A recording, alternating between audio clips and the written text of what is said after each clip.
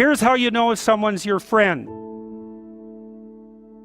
A, you can tell them bad news and they'll listen. They won't tell you why, you're stupid and why that bad thing happened to you and how something worse happened to them once and, derail the whole conversation. You can actually tell them bad news and they'll listen. So that's a good thing. And then this is a weirder thing. You can tell them good news and they'll help you celebrate.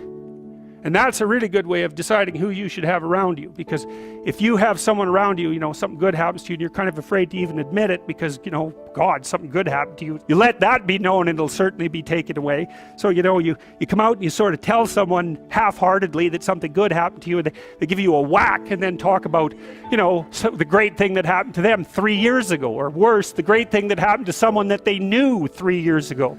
It's like, go away from that person. They're not helpful to you. And they're not helpful to themselves either.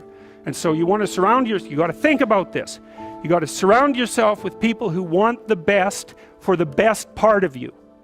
You can hang around with weasels and losers that are trying to pull you down to justify the fact that they're spiraling downhill as well. And the upside of that is you don't have to have any responsibility and you can all whine about how wretched life is, so that's pretty attractive. But I would say it's also a bad medium to long-term plan. And so it's acceptable and desirable to try to surround yourself with people who are facilitating your development. And you might say, well, I've got people around, I know them well, they're not doing that well and they don't fit into that category. It's like, what's your point? What are you going to do with them exactly? If they'll listen and cooperate with you and move towards a better future, great.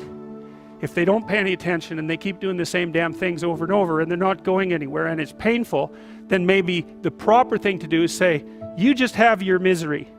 I'll go off and have my life. And maybe you'll wake up at some point in the future and think that's a better way of being. Because just putting up with it is, well, they call that enabling, right? You put up with that sort of behavior, you're providing tacit consent for it and even tacit approval.